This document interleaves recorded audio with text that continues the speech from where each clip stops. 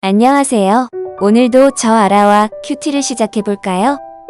2020년 4월 2일 목요일, 오늘 말씀은 누가복음 4장 14절에서 30절, 예수님의 가르치심에 대한 반응이라는 제목으로 큐티를 하려고 해요. 예수님의 십자가 사건, 그 40일간의 여정을 기억하는 사순절 기간인데 잘 묵상하며 지내고 계시죠? 오늘 말씀을 읽기 전에 영상을 일시정지한 뒤 사순절 기간에 맞게 예수님의 십자가를 묵상하며 마음을 정돈해 보세요.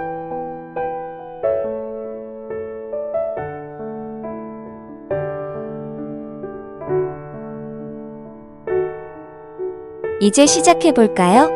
오늘 말씀을 저랑 같이 읽어보아요. 예수께서 성령의 능력으로 갈릴리에 돌아가시니 그 소문이 사방에 퍼졌고 친히 그 여러 회당에서 가르치심에 무사람에게 칭송을 받으시더라. 예수께서 그 자라나신 곳 나사렛에 이르사 안식일에 늘 하시던 대로 회당에 들어가사 성경을 읽으려고 서심해 선지자 이사야의 글을 들이거늘 책을 펴서 이렇게 기록된 데를 찾으시니 곧 주의 성령이 내게 임하셨으니 이는 가난한 자에게 복음을 전하게 하시려고 내게 기름을 부으시고 나를 보내사 포로된 자에게 자유를 눈먼 자에게 다시 보게 함을 전파하며 눌린 자를 자유롭게 하고 주의 은혜의 해를 전파하게 하려 하심이라 하였더라. 책을 덮어 그 맡은 자에게 주시고 앉으시니 회당에 있는 자들이 다 주목하여 보더라. 이에 예수께서 그들에게 말씀하시되 이 글이 오늘 너희 귀에 응하였느니라 하시니 그들이 다 그를 증언하고 그 입으로 나오는 바 은혜로운 말을 놀랍게 여겨 이르되 이 사람이 요셉의 아들이 아니냐. 예수께서 그들에게 이르시되 너희가 반드시 의사해 너 자신을 고치라 하는 속담을 인용하여 내게 말하기를 우리가 들은 바 가버나움에서 행한 일을 내 고향 여기서도 행하라 하리라.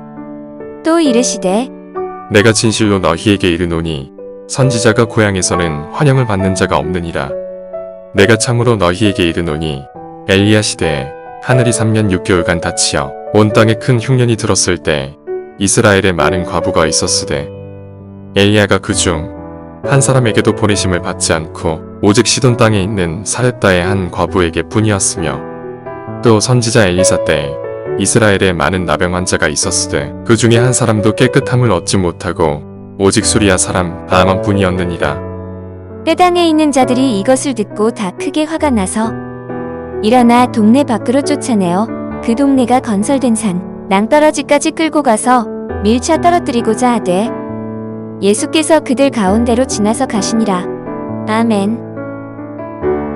여러분, 이제 영상을 잠시 멈추고 밑줄을 그으며 다시 읽고 큐티노트에 정리하는 시간을 가져보세요. 노트 정리가 다 됐으면 이제 저와 준이와 다음 순서로 넘어가 볼까요? 여러분은 환영받지 못하는 곳에서도 예수 그리스도에 관한 복음을 전할 수 있는 믿음이 있나요? 갈릴리에서 예수님은 많은 사람에게서 칭송을 받으셨어요. 그러나 고향인 나사렛에서는 환영을 받지 못하셨지요.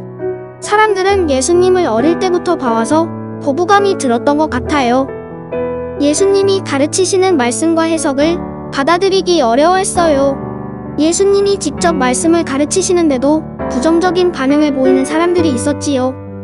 이렇게 내가 전하는 복음도 환영받지 못하는 경우가 있어요. 우리가 친구들에게 전도할 때, 가족, 친척에게 전도할 때도 마찬가지죠. 여러분은 누구에게 복음을 전하고 있는지, 그 사람들의 반응은 어땠는지 노트에 적어보세요. 여러분은 말씀을 거부하고 화내는 사람들을 어떻게 대해야 한다고 생각하나요? 고향 사람들이 말씀을 깨닫지 못하자 예수님은 이방인을 예로 들어 설명해 주셨어요. 그들은 말씀을 거부했고 분노했으며 급기야 예수님을 죽이려고까지 했죠. 이렇게 복음을 전할 때 어떤 사람들은 분노나 혐오, 폭력으로 반응하기도 해요. 말씀에 대한 부정적인 반응에 위축되지 말고 세상에 말씀이 필요하다는 믿음을 가지고 성령 안에서 예수 그리스도를 전해야 해요. 그리고 그 결과는 하나님께 맡기면 되는 거예요. 여러분도 복음을 전할 때 어떠한 반응도 이겨낼 수 있는 믿음이 생기길 바라며 기도해보세요. 안녕. 너희의 착한 친구 민상이야. 오늘의 미션을 알려줄게. 오늘은 복음을 거부하고 혐오하는 친구를 위해 기도해봐. 혹시 없다면, 그리고 복음을 전한 적이 없다면 전도할 친구가 생각나게 해달라고 기도해봐. 그리고 친구들의 이름을 적어놓고 매일 친구들을 위해 기도하는 거야. 우리는 복음을 전하고 결과는 하나님께 맡긴다. 알겠지? 네, 어제 도근이가 큐티를 잘하고 있었는데 화를 낸 게 미안했는지 오늘은 민상이 말이 짰네요. 하하. 이제 오늘 말씀과 여러분이 느낀 것들을 생각하면서, 그리고 미션을 생각하면서, 그리고 예수님의 고난을 생각하면서 감사와 회개와 결단의 기도를 하는 시간을 가져봐요.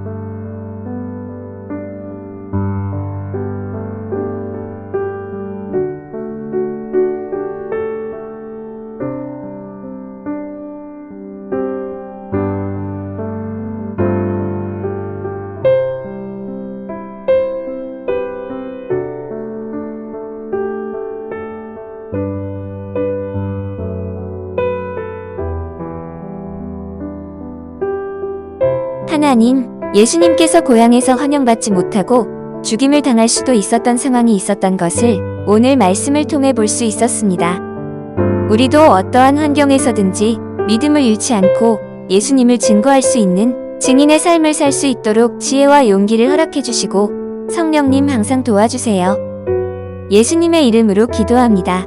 아멘. 그럼 오늘 말씀을 기억하면서 하나님과 동행하는 화창한 봄날이 되길 바라고 우리는 내일 다시 만나요. 빠이.